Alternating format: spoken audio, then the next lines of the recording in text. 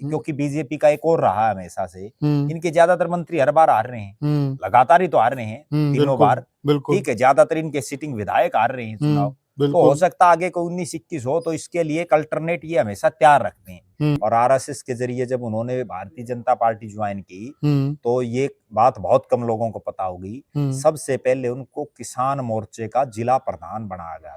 बिल्कुल। और उससे पहले जब वो एक्टिव हुए थे, तो वो एक्टिव हुए थे 2007 का एक उपचुनाव हुआ था आदमपुर में। जिस तरह से उन्होंने अपनी 2 बार लगातार चुनाव लड़के और टिकट को न्यौछावर कर दिया, किसी ऐसे आदमी को दे दी जिसका वो हल्का भी नहीं था, और उनके लिए अपना हल्का उन्होंने पार्टी के कहने से खाली कर दिया। बहुत बड़ी त्याग की भावना। आज के दिन तो कोई मेमोरी नहीं छोड़ता। जिस तरह से अभय सिंह चौटाला ने विधायक बन के इस्तीफा दिया, उनकी पूरी जिंदगी जो है वो बातें चलेंगी। एक इतिहास उन्होंने बनाया।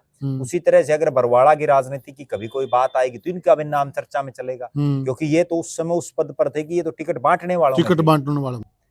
जब मेयर का चुनाव था ना नगर निगम का, उस समय वो इनेलो में थे। और सबको ये पता, जितने दर्शक हैं वो भी इस चीज से सहमत होंगे कि इंडियन नेशनल लोकदल का शहरों में कहीं कोई प्रभाव नहीं है। बिल्कुल। और उसके बावजूद उन्होंने अपने बेटे संचित नांदल को मेयर का चुनाव लड़ा इनेलो की टिकट पर, चश्मे के चुनाव से। साथियों, राजनीति की दुनिया की बात करें तो मोहनलाल बड़ौली पर जिस प्रकार आरोप लगे हैं, और जैसे ही चारों तरफ से बीजेपी की किरकिरी शुरू हुई, और उसके साथ साथ पार्टी के ऊपर लगातार दबाव बढ़ता जा रहा है। अब सुगबुगाहट यह मिल रही है और सूत्रों से जानकारी यह मिल रही है कि बीजेपी पार्टी अपना प्रदेश अध्यक्ष बदल सकती है। तो किसकी लॉटरी लगेगी, किसका दावा मजबूत है, और क्या जातिगत समीकरण देखे जाएंगे? मेरे साथ जुड़े हुए हैं वरिष्ठ पत्रकार और राजनीतिक विश्लेषक प्रद्युमन जोशीला जी। प्रद्युमन भाई राम राम। राम राम जी, सभी दर्शकों को नमस्कार, राम राम। प्रद्युमन भाई, जिस तरह से मोहनलाल बड़ौली का जो मामला है, जो रेप कांड इशू है, उसमें जिस प्रकार से चारों तरफ से पार्टी के ऊपर दबाव पड़ रहा है, एक साफ सुथरी छवि की पार्टी मानी जाती है बीजेपी, तो लग ऐसा रहा है कि बीजेपी बड़े फूक फूक के कदम रख रही है, और उसी के दौरान कुछ बातें इस प्रकार की निकल के आ रही हैं कि इस बार कोई जाट नेता का भी दांव लग सकता है बीजेपी प्रदेश अध्यक्ष के लिए। आपको क्या लगता है कि किसके हाथ यह बाजी लग सकती है? देखो, निश्चित रूप से पंडित मोहनलाल बड़ौली का वैसे तो दोबारा से प्रदेश का अध्यक्ष बनना लगभग निश्चित था। बिल्कुल। लेकिन जो ही वो इस मामले में विवादों से घिरे और उनके ऊपर बड़े गंभीर आरोप लगे जी, उसके बाद पार्टी के स्तर पर भी, जनता में भी, विपक्ष की तरफ से भी यह आवाज लगातार उठ रही है कि मोहनलाल बड़ौली जी को अपना इस्तीफा दे देना चाहिए जी। लेकिन वो एक अनुशासित और एक संस्कारी पार्टी में होने के बावजूद अपना इस्तीफा नहीं दे रहे हैं जी। और उसके पीछे मैं कहीं ना कहीं ये मान रहा हूं कि भारतीय जनता पार्टी की एक सोची समझी रणनीति का एक हिस्सा होता है जी। जैसे अगर 2 उदाहरण मैं पीछे के दूं, जब सुभाष बराड़ा के बेटे पर इसी तरह का एक मामले में आरोप लगे और जो है कोई गाड़ी का पीछा करने का उन पर आरोप लगा, तो उसके बाद जो है बराड़ा साहब की भी बड़ी तौहीन हुई थी इस दौरान। बिल्कुल बिल्कुल। लेकिन उन्होंने भी तब इस्तीफा नहीं दिया था। बार बार ये आवाज उस समय उठी थी कि बराड़ा साहब इस्तीफा दें। ये एक अलग बात है कि उसके बाद फिर उनको हटा करके नया प्रदेश अध्यक्ष बना दिया गया। इसी तरह से सरदार संदीप सिंह जो खेल मंत्री थे हरियाणा के जी, उन पर भी आरोप लगे और उसके बाद उनको भी हटाने के लिए विपक्ष ने भी, जनता ने भी खूब सड़कों पर भी प्रदर्शन किए, विधानसभा में भी आवाज उठाई। बिल्कुल सही कहा। लेकिन मनोहर लाल खट्टर जी के कानों पर जूं तक नहीं रेंगी जी, और उनको नहीं हटाया जी। और उसके बाद जब मनोहर लाल जी की छुट्टी हुई और नायब सिंह सैनी जब सीएम बनाए गए और मंत्रिमंडल जब उन्होंने बनाया तो उसमें एकाएक संदीप सिंह की छुट्टी कर दी गई। इसी तरह से अब ये लग रहा है कि चूंकि प्रदेश अध्यक्ष का कार्यकाल पूरा हो चुका है, जी, जी। नए मंडल प्रधान बन चुके हैं, जिला प्रधान किसी भी समय घोषित हो सकते हैं जी। प्रदेश के जो राष्ट्रीय अध्यक्ष है भारतीय जनता पार्टी का, उसको बनाने की प्रक्रिया शुरू हो चुकी है। जी, बिल्कुल। प्रदेश अध्यक्ष भी किसी भी दिन डिक्लेयर हो सकता है। तो अब इसलिए पार्टी ये चाह रही होगी कि इनका इस्तीफा ना लेकर के, और जो है जब इनको हटाना ही निश्चित है, अब तो निश्चित दिखाई दे रहा है, क्योंकि अगर इनको रखेंगे तो वही कंट्रोवर्सी दोबारा से फिर पैदा हो जाएगी। जी बिल्कुल। तो अब हालात और परिस्थितियां ये हैं कि हरियाणा में जिस भारतीय जनता पार्टी को एक समय ब्राह्मण, बनिया और पंजाबी इनकी पार्टी माना जाता था और शहरी बाहुल्य पार्टी माना जाता था, बिल्कुल, लेकिन 2014 में सरकार बनाने के बाद, क्योंकि उस समय पंडित रामविलास शर्मा प्रदेश के अध्यक्ष थे जी, और फिर एकाएक जब मनोहर लाल जी को प्रदेश का मुख्यमंत्री बनाया गया, तो उनको हटा करके पहले तो सुभाष बराड़ा एक जाट चेहरे को प्रदेश का अध्यक्ष बनाया गया, बिल्कुल, फिर उसके बाद ओम प्रकाश धनखड़ को बनाया गया, दोनों जाट समाज से आते हैं, बिल्कुल, और अब उसके बाद नायब सिंह सैनी को प्रदेश का अध्यक्ष बनाया गया, एक ओबीसी का कार्ड खेला गया। सैनी साहब के मुख्यमंत्री बनने के बाद फिर जो है मोहनलाल बड़ौली के रूप में एक ब्राह्मण चेहरे को ये जिम्मेदारी दी गई, वो उससे पहले प्रदेश के महामंत्री थे जी। अब जो हालात और परिस्थितियां हैं प्रदेश में वो ये हैं कि जो जाट समाज के जो नेता हैं, जो जाटों की अगवानी जो लोग करते थे, उनमें चाहे चौरी ओम प्रकाश चौटाला, चौरी देवीलाल का परिवार हो जी, वो भी राजनीतिक रूप से काफी कमजोर हो चुका है। बिल्कुल। चौरी भूपेंद्र सिंह हुड्डा और उनका परिवार भी राजनीतिक रूप से बड़ा कमजोर हो चुका है इस चुनाव परिणाम के बाद जी। अब हालात और परिस्थितियां ये है कि जो जाट समाज है उसको भी कहीं कोई ठौर ठिकाना ढूंढने की जरूरत है कि हम किसके साथ लगे। बिल्कुल। और भारतीय जनता पार्टी इस चीज में एक बड़ी माहिर है। भारतीय जनता पार्टी पहले कोई गैर जाट की राजनीति नहीं करती थी, बल्कि भारतीय जनता पार्टी केवल शहरी क्षेत्रों तक और ज्यादा से ज्यादा ब्राह्मण, बनिया और पंजाबी इन तीन वर्गों में थी। लेकिन वो अपॉर्चुनिटी को देखते हैं, उनको जैसे ये लगता है कि यहाँ कोई थोड़ी ही भी संभावनाएं हैं तो वहीं फिर वो अपना गेम पलट देते हैं जी। अब उन्हीं संभावनाओं में एक दौर वो था जब 2013-14 में कुलदीप बिश्नोई की हजका के साथ उनका अलायंस था और उस अलायंस के बलबूते पर उन्होंने जो कवि चौरी भजनलाल और कुलदीप बिश्नोई गैर जाट के एक बड़े नेता बने, उनका जो वोट बैंक था जी, जी, जी। उसको अपने साथ लाने में वो कामयाब रहे स्ट्रेटेजी के तहत। बिल्कुल। उसी तरह से उसके बाद उन्होंने ये देखा कि अब समाज के लगभग वर्ग उनके साथ जुड़ चुके हैं। बिल्कुल। लगभग जो जातीय हैं, भौगोलिक परिस्थितियां प्रदेश की हैं, उस हिसाब से उन्होंने ठीक ठाक अपने को सेट कर लिया है जी। अब एक वर्ग प्रदेश में ऐसा बच रहा है और एक इलाका ऐसा बचा हुआ है जहां अभी भारतीय जनता पार्टी को मजबूती की जरूरत है जी।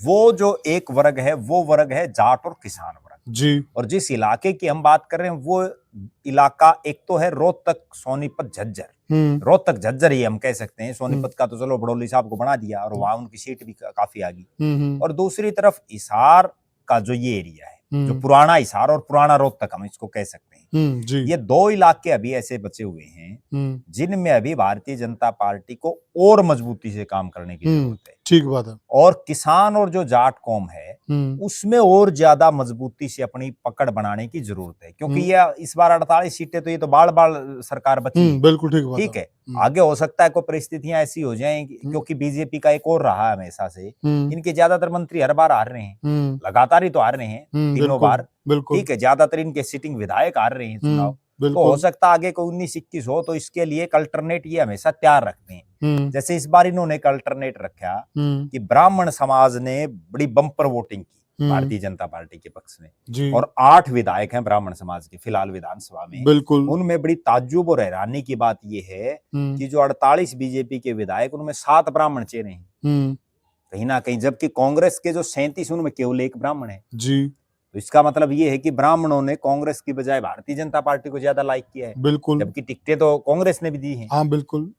अब जो अगली बात है वो ये है कि अब ये दो जो क्षेत्र हैं और जाट जाति और किसान वर्ग जी, इसमें भारतीय जनता पार्टी इस बार एक बड़ा दांव खेल सकती है, क्योंकि अब केवल ये ऐसा वर्ग बचा है जिसमें कहीं ना कहीं बीजेपी को अभी भी दिक्कतें हैं, अभी भी परेशानियां हैं। और चाहे हम कुछ भी कह लें, लेकिन हिसार जिले की अगर हम बात करें तो हिसार जिले में भी 7 विधानसभा की सीटें हैं और यहाँ भारतीय जनता पार्टी केवल 3 ही जीत पाई है। तो कहीं ना कहीं 40% पे पार्टी खड़ी है। इसी तरह से अगर रोहतक लोकसभा की पूरी की ओवरऑल भी हम बात करें तो भी जो है भारतीय जनता पार्टी वहां कोसड़ी को जीत पाई है और बाकी तो सारा मामला खाली है। तो और कोसड़ी रेवाड़ी में अगर रोहतक झज्जर की हम बात कर ले तो खाली एक निर्दलीय जीते हैं। ठीक बात है। तो कहीं ना कहीं अब इन दोनों में से बीजेपी किस क्षेत्र को चूज करती है, क्योंकि ये तो है नहीं कि दोनों को एकदम दे देगी। ठीक बात है। प्रदेश अध्यक्ष का पद तो एक ही है।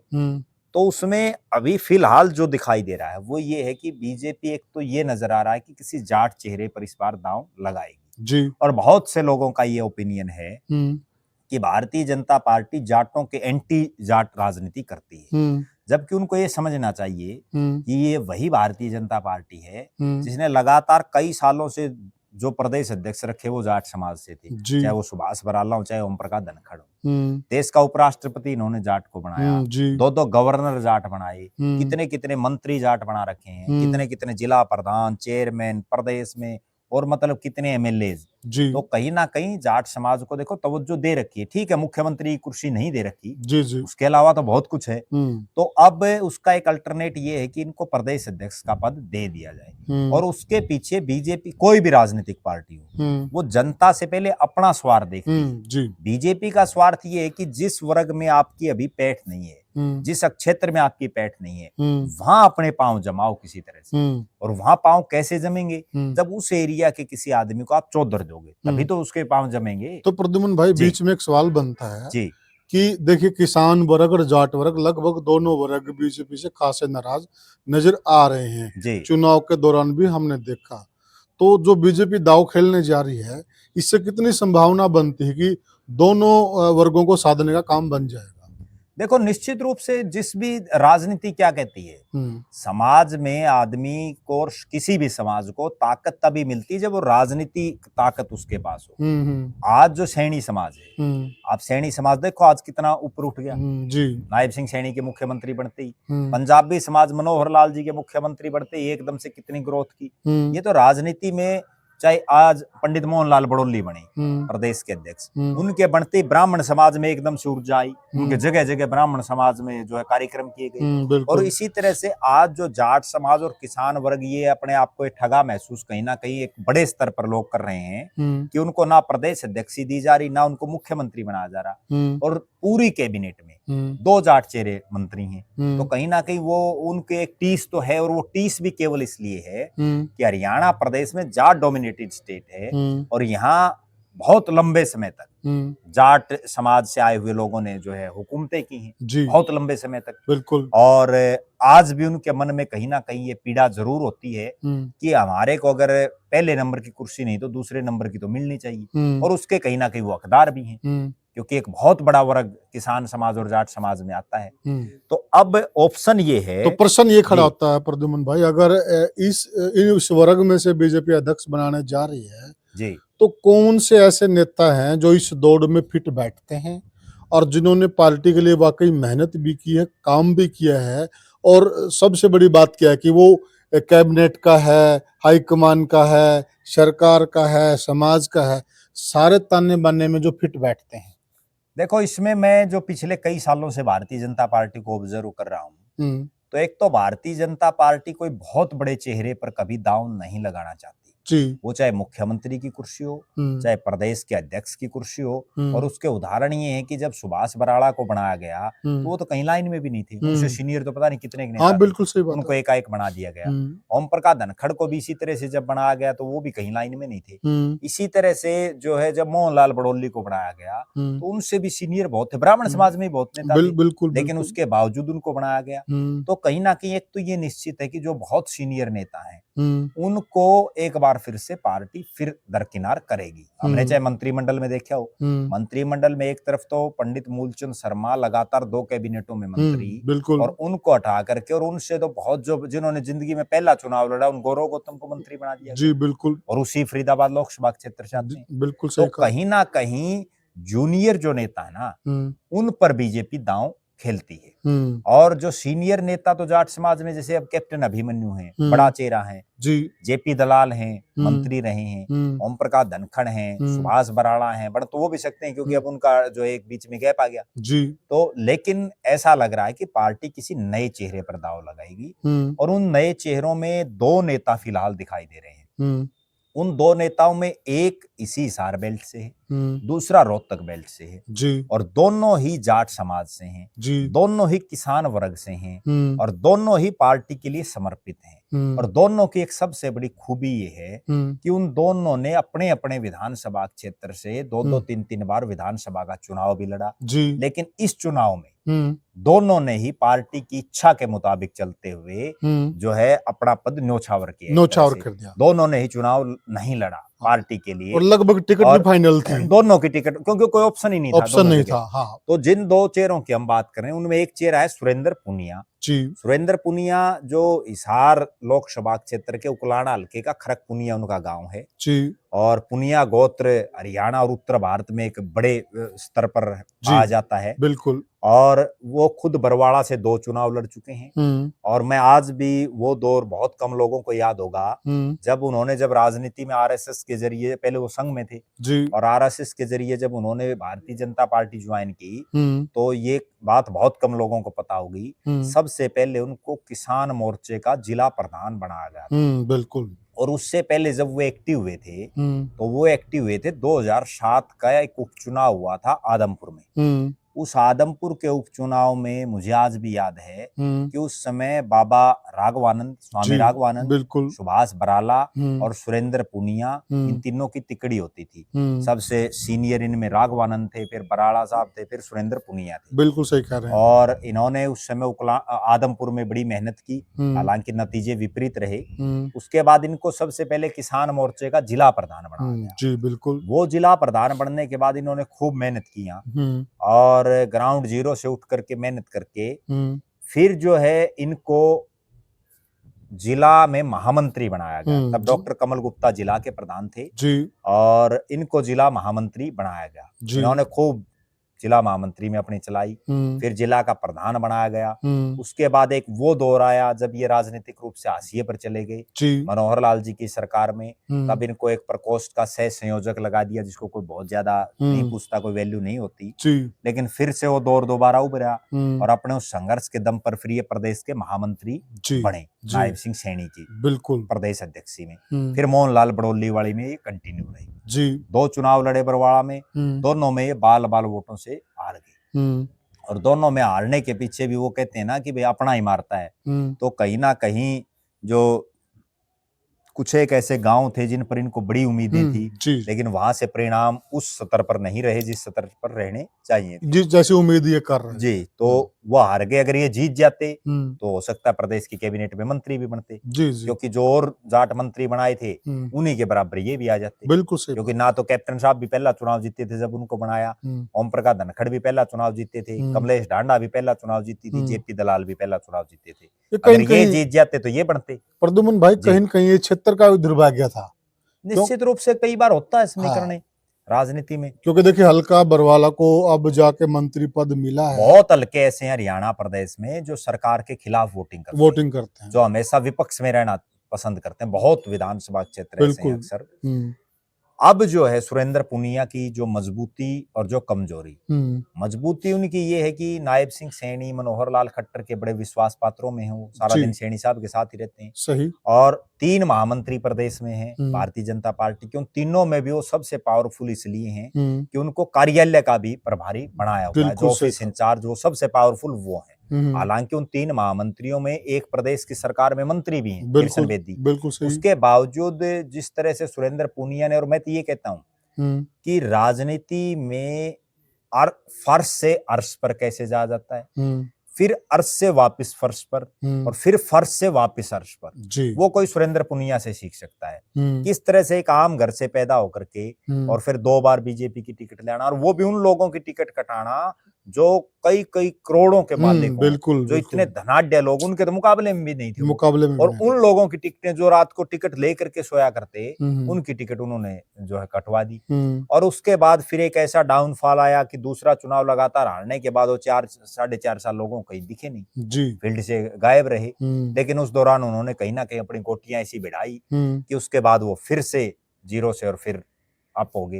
और एकदम ऐसा झटका मारा कि किसी ने सोचा ही नहीं, किसी ने सोचा ही नहीं था कि महामंत्री बन जाएंगे, और वो कहीं रेस में भी नहीं था। और महामंत्री भी वो पावरफुल महामंत्री बन गया। और उसके बाद उन्होंने बड़ी डंके की चोट पर अपनी चलाई। बिल्कुल। बल्कि आज के दिन तो अगर ये कहा जाए कि मोहनलाल बड़ौली से ज्यादा सुरेंद्र पुनिया की चल रही, तो कोई अतिशयोक्ति नहीं। अतिशयोक्ति नहीं। और चुनाव के दौरान भी हमने देखा प्रद्युमन भाई, सारा चुनाव ही मैनेज ये कर रहे हैं। बिल्कुल, देखो निश्चित रूप से महामंत्री के नाते जो जो जिम्मेदारियां होती हैं, क्योंकि प्रदेश अध्यक्ष तो एक नाम का चौधर का पद है, असली जो कड़ी है वो तो महामंत्री और वो महामंत्री करता है। जैसे सरकार में मंत्री एक चेहरा है, चलाते तो अधिकारी हैं। तो उसके बाद सुरेंद्र पुनिया का ये एक प्लस पॉइंट है। और जहां तक बात है कि माइनस पॉइंट उनका क्या है, माइनस पॉइंट केवल हम ये कह सकते हैं कि उनको कोई राजनीति के इतने बड़े स्तर पर विरासत में नहीं मिली। उन्होंने तो सब कुछ जो कुछ पाया है वो संघर्ष के बलबूते पर सही बात पाया है, और उसी संघर्ष के बलबूते पर उन्होंने इतना बड़ा नाम किया है। और जिस तरह से उन्होंने अपनी 2 बार लगातार चुनाव लड़के और टिकट को न्यौछावर कर दिया, किसी ऐसे आदमी को दे दी जिसका वो हल्का भी नहीं था, और उनके लिए अपना हल्का उन्होंने पार्टी के कहने से खाली कर दिया। बहुत बड़ी त्याग की भावना। आज के दिन तो कोई मेमोरी नहीं छोड़ता। जिस तरह से अभय सिंह चौटाला ने विधायक बन के इस्तीफा दिया, उनके पूरी जिंदगी जो है वो बातें चलेंगी। एक इतिहास उन्होंने बनाया। उसी तरह से अगर बरवाड़ा की राजनीति की कभी कोई बात आएगी तो इनका भी नाम चर्चा में चलेगा, क्योंकि ये तो उस समय उस पद पर थे कि ये तो टिकट बांटने वाले। उससे पहले जब 2 बार इनको मिली तब तो ये कोई बड़े पदों पर भी नहीं थी, टिकट बांटने वालों में तो थे नहीं। बिल्कुल ठीक है, लेकिन इस बार तो बांटने वालों में थे। तो एक चेहरा तो है सुरेंद्र पुनिया, जिन पर दांव लगाया जा सकता है। और वो चूंकि एक तो कभी किसी दूसरी पार्टी में नहीं रहे, आरएसएस से लेकर के और बचपन से ही भारतीय जनता पार्टी और आरएसएस में रहे, बीजेपी के कट्टर जो कार्यकर्ता होते हैं उनमें है वो, प्योर भाजपाई कह सकते हैं। प्योर भाजपाई कह सकते हैं। और ग्राउंड जीरो से उठ करके जिनको हर छोटे से कार्यकर्ता से लेकर के और बड़े से बड़े नेता तक सबके साथ सामंजस्य वो बैठा सकते हैं। उन्होंने वो प्रूव करके भी दिखाया है। सही बात है। कहीं ना कहीं अब भी जो जाट समाज जो भारतीय जनता पार्टी से थोड़ा विमुख है, उसको भी वो लगातार साधने का प्रयास कर रहे हैं। कई सारे कार्यक्रम हमने देखे हैं। बिल्कुल, कि भारतीय जनता पार्टी के नेताओं के साथ उनका जाट समाज के लोगों का तारतम्य लगातार जो है वो जोड़ते जा रहे हैं। दूसरे जो चेहरे हैं वो मैं ये मानता हूं कि अगर हिसार बेल्ट में ये नहीं दी जाती, हालांकि हिसार बेल्ट का भी एक ये दुर्भाग्य हम कह सकते हैं कि आज तक भारतीय जनता पार्टी का इस हिसार जिले से कोई प्रदेश अध्यक्ष नहीं बना। बिल्कुल। और कोई मुख्यमंत्री भी नहीं बना बीजेपी की तरफ से। ठीक है, तो उनको कम से कम जो है ये पद हिसार का हक भी बनता है। और हिसार हरियाणा का वो जिला है जिसमें 7 विधानसभा क्षेत्र है, सबसे बड़ा जिला है। और राजनीतिक रूप से भी, क्रांतिकारी रूप से भी, किसानों के हिसाब से भी ये वो धरती है कि यहाँ से अगर कोई मूवमेंट उठती है किसी भी पार्टी के पक्ष में तो सारे समीकरण बदल देती है। जैसे रामलीला मैदान में जब चौरी देवीलाल चले कटला रामलीला से और पूरे देश में एक आंधी आ गई, तो इसी तरह से अगर हिसार को प्रेफर करते हैं तो वो बहुत ज्यादा फायदेमंद भारतीय जनता पार्टी के लिए होगा। और मैं तो ये कहता हूँ कि सुरेंद्र पुनिया से ज्यादा फायदा बीजेपी को मिलेगा इसका। दूसरे जो नेता हैं वो अगर हम रोहतक की बात करें तो वहां एक चेहरा दिखाई दे रहे हैं, सतीश नांदल हालांकि पुराने चौरी देवीलाल के परिवार से जुड़े हुए हैं, चौरी ओम प्रकाश चौटाला की पार्टी में रहे, वर्षों तक वो इंडियन नेशनल लोकदल के जिला के प्रधान रहे। उन्होंने किलोई गढ़ी सांपड़ा किलोई जो चौरी भूपेंद्र सिंह हुड्डा का गढ़ जिसको कहा जाता है, वहां से उन्होंने कई बार चुनाव लड़े, इनेलो की टिकट पर भी लड़े, बीजेपी की टिकट पर भी लड़े। और उस हल्के में एक बात बड़ी डंके की चोट पर कही जाती पूरी किलोई में, किलोई के दर्शक भी देख रहे होंगे कि कहीं कोई भले ही हुड्डा साहब चुनाव जीत जाते हैं और लगातार वो जीतते भी क्योंकि मुख्यमंत्री का फेस है, बिल्कुल बड़ा चेहरा। सतीश नांदल उतना बड़ा चेहरा उनके सामने नहीं बन पाए, लेकिन उसके बावजूद अगर कोई मुकाबला उनके साथ कर सकता है तो वो सतीश नांदल करता है। वरना तो इस बार जिसको टिकट दी उसको तो बहुत कम वोट मिले। बिल्कुल सही। तो कहीं ना कहीं, और अगर इस बार भी सतीश नांदल अपना सेक्रीफाइस नहीं करते, वो खुद चुनाव लड़ते तो उनको भी वो टक्कर देते। लिहाजा भले ही चुनाव परिणाम कुछ भी रहे, हार जीत अलग बात है, लेकिन चुनाव अच्छा लड़ते हैं, मजबूती से चुनाव लड़ते। अब सतीश नांदल का वहां ये है कि, और एक बात और देखे ना प्रद्युमन भाई, उस किलोई के गढ़ में जहाँ भूपेंद्र सिंह हुड्डा का गढ़ है और जो हुड्डा परिवार है वो राजनीतिक तौर पे बहुत पुराना परिवार है, उनके सामने चुनाव लड़ना, टक्कर लेना, ऐसा काम या तो कैप्टन अभिमन्यु ने किया या फिर इन्होंने किया है। जिगरा चाहिए। देखो निश्चित रूप से जिगरे की बात है, वरना तो उसमें हुड्डा गोत्र भी बड़ा मेजोरिटी नांदल गोत्र के मुकाबले। हुड्डा साहब नांदल साहब के मुकाबले तो कई गुना बड़े नेता हैं, क्योंकि वो तो मुख्यमंत्री रह चुके, एमपी रह चुके। नांदल साहब तो कभी एमएलए भी नहीं रहे, लेकिन उसके बावजूद जो वो टक्कर दे रहे हैं। राजनीति में असली कहानी ये है कि हार जीत एक अलग बात है, आप चुनाव किस मजबूती से लड़ते हैं, लोग वोट दे ना दे वो भी एक सेकेंडरी चीज, राइट बात है। वो तो कई बार माहौल बन जाता है। आखिरी एक दिन में भी चुनाव बदलते देखे हमने। बिल्कुल राइट बात है। तो सतीश नांदल का अगर राजनीतिक हम देखें सिनेरियो, वो प्रदेश के उपाध्यक्ष, पार्टी में प्रदेश अध्यक्ष के बाद दूसरा बड़ा पद है। हालांकि महामंत्री को भी संगठन के हिसाब से पावरफुल माना जाता है जी। और पार्टी ने अलग अलग जिलों में उनकी ड्यूटियां लगाई।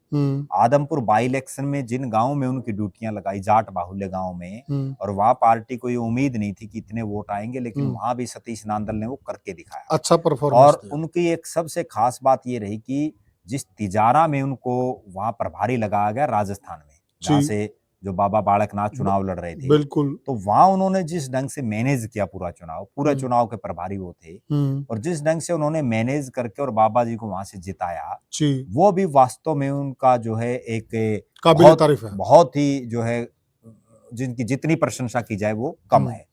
अच्छा, वो सुरेंद्र पुनिया के मुकाबले धन धान्य से भी बड़े मजबूत हैं, सक्षम हैं, बहुत ज्यादा उनके पास जो जुगाड़ है, जिसको हम ये कह सकते हैं, और आर्थिक रूप से बड़े मजबूत हैं। उनका प्लस पॉइंट यही है कि वो जिस रोहतक में भारतीय जनता पार्टी को अपने पांव जमाने हैं जी, वहां बीजेपी के पास और कोई विकल्प नहीं है, क्योंकि वहां बीजेपी ने ओम प्रकाश धनखड़ को बना के देख लिया, कोई फर्क नहीं पड़ा उनसे, और दोनों जिलों में और कोई मजबूत सा आदमी दिखाई भी नहीं दे रहा। तो कहीं ना कहीं उस रोहतक में उनकी एक और बड़ी गजब में बात, जब मेयर का चुनाव था ना नगर निगम का, उस समय वो इनेलो में थे, और सबको ये पता, जितने दर्शक हैं वो भी इस चीज से सहमत होंगे कि इंडियन नेशनल लोकदल का शहरों में कहीं कोई प्रभाव नहीं है। बिल्कुल। और उसके बावजूद उन्होंने अपने बेटे संचित नांदल को मेयर का चुनाव लड़ा इनेलो की टिकट पर, चश्मे के चुनाव से, और उन्होंने बड़े जबरदस्त चुनाव लड़ा और बहुत अच्छे खासे वोट मिले, बहुत कम मार्जिन से हारे, अच्छे खासे वोट मिले उनको, और एक जाट होकर के और एक इनेलो की टिकट पर शहर में वोट लेना कितनी बड़ी बात है। सही कर, क्योंकि इनेलो की तो जब 47 आई थी तब भी कहीं इक्का दुक्का शहरों में जीतते थे, तो वो शहरों में कहीं जीत ही नहीं रहे। बिल्कुल। तो इस हिसाब से हम उनका ये कह सकते हैं कि मनोहर लाल के वो नजदीकी भी हैं, नायब सिंह सैनी के भी गुड बुक में हैं, और बीजेपी के बड़े नेताओं के साथ भी उनके अच्छे संबंध हैं। तो अब मामला सिर्फ ये है कि अगर हिसार में तो देंगे तो सुरेंद्र पुनिया को बनाएंगे, और पार्टी संगठन के आदमी को देंगे तो सतीश नांदल का ये है कि वो उससे पहले लोकदल में रहे हैं, वो चौरी देवीलाल की पार्टी में रहे, लेकिन जब वो पार्टी छिन्न भिन्न हो गई तो वो बीजेपी में आए, और उसके बाद उन्होंने बड़ी मेहनत की। रोहतक में तो हम ये कह सकते हैं पूरे रोहतक जिले में जो 4 हल्के हैं, सतीश नांदल से ज्यादा मेहनत किसी नेता ने वहां नहीं की, यहाँ तक कि मनीष ग्रोवर भी क्यों ना। सही कह रहे हैं, मेहनत करने के बाद मनीष ग्रोवर भी एक लिमिटेड एरिया तक है, रोहतक शहर तक सीमित है, जबकि सतीश नांदल तो पूरे जिले में भी, और 8 बार लोकसभा तक, एक बार गांव में भी, देहात में भी, शहर में एक बार तो पिछले चुनाव में ये तक भी चर्चा थी कि अगर अरविंद शर्मा की जगह किसी जाट चेहरे को पार्टी टिकट देती है तो सतीश नांदल को देगी, और उस समय उन्होंने लोकसभा में भी घूमना शुरू कर दिया था, क्योंकि ठिकाने हो जाते हैं बड़े आदमी हो जाने के बाद। तो ये 2 चेहरे ऐसे दिखाई दे रहे हैं कि अगर रोहतक की तरफ तो जाएगी तो सतीश नांदल को बनाएंगे, ठीक है, और कोई ऑप्शन भी नहीं है, बिल्कुल, और हिसार की तरफ आएगी तो सुरेंद्र पुनिया को बनाएंगे। ये 2 चेहरे तो ऐसे हैं जो आज के दिन लाइमलाइट में जो दिखाई दे रहे हैं, और बाकी ये भारतीय जनता पार्टी है, यहाँ आखिरी मिनट में भी पता नहीं कौन कहाँ किसको क्या बना देंगे, कई बार मैच सुपर ओवर में चला जाता है। बिल्कुल बिल्कुल, कई बार कुछ भी हो सकता है, कुछ भी हो सकता है। और अभी ये भी है कि ये आज के हालात है, आज का जितना आगे डिले होता जाएगा कार्यक्रम उसमें बदलती रहती परिस्थितियां, क्योंकि आज कोई सीन है, कल क्या पता कोई और हो, परसों को, कल ही मेरे पास एक किसी नेता का फोन आया हुआ था, तो उसने ये बताया, एक बड़े पूर्व मंत्री, बड़े दिग्गज नेता हैं, कि भाई जब टिकट वितरण हो रहा था तो मैं पूछ रहा था, जो राजनीति इसी वीडियो से भी संबंधित हो जाएगी वो, कि बोला भाई क्या चल रहा है, तो बोला मेरे को शुरू में तो ये कहा भाई ये फलाना आदमी का नाम चल रहा है जी, बोला 2 दिन बाद मैंने फिर पूछा, फिर बोला ले दिया, बोला भाई अब तो आपका नाम चल रहा है जी, बोला 2 दिन बाद फिर पूछा, बोला फिर कोई एक तीसरा हो रहा गया जी। तो वो बात है कि आज के दिन ये 2 हैं, आज के दिन, अब कल को तो पता नहीं क्या हालात बन जाए, क्या हो जाए, क्या पता, ये जिस तरह इन्होंने टिकट के लिए मना कर दिया ये नाट जाए प्रदेश अध्यक्ष के लिए। प्रद्युम्न भाई आप ये देखिए, हमने पहले भी एक वीडियो में जिक्र किया था जी कि मोहन लाल बड़ौली की कोई मान सकता था क्या, जिस प्रकार से वो पार्टी के लिए काम कर रहे, जिस प्रकार से उन्होंने त्याग किया, खुद चुनाव नहीं लड़ा, पूरे हरियाणा में प्रचार किया, बड़ा अच्छा मैनेज किया चुनाव, कोई मान सकता था कि वो हट भी सकता है। राजनीति यही तो संभावनाओं का खेल है। मोहन लाल बड़ौली तो चलो एक प्रदेश अध्यक्ष है, मनोहर लाल खट्टर की कोई ये सोच सकता था क्या? उसी दिन तो मोदी जी उनको ये कह रहे हैं कि मेरा तो ये हम तो एक खाट पे एक उस पर सोया करते, एक स्कूटर पे घूमते थे, अगले दिन उसकी वो कुर्सी चलेगी। तो राजनीति है संभावनाओं का खेल। और हाँ, इसमें इतना जरूर है कि जिन पर हम चर्चा कर रहे हैं वो चर्चा है जो अंदर की चर्चा। और इसमें एक बात और हम दर्शकों को बता दें, अभी भारतीय, हो सकता बहुत कम लोगों को ये पता हो, भारतीय जनता पार्टी प्रदेश अध्यक्ष बनाने के लिए निरंतर जो अपनी मीटिंगें जारी हैं। जो बीजेपी का कोर ग्रुप है उसने अभी 2-3 दिन पहले ही गुड़गांव में मीटिंग की है, और उस कोर ग्रुप में जो 10-12 मुख्य लोग हैं भारतीय जनता पार्टी के, तो ये पूरी चर्चाएं हैं बिल्कुल, और उन्हीं चर्चाओं में ये पूरा सिस्टम निकलेगा।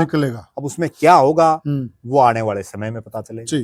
तो साथियों, जैसा कि हमने बताया कि 2 नाम जाट समाज से प्रमुखता से आगे चल रहे हो, बड़े मजबूत भी हैं, दोनों त्याग की मूर्ति हैं, दोनों पार्टी के सिस्टम में फिट बैठते हैं।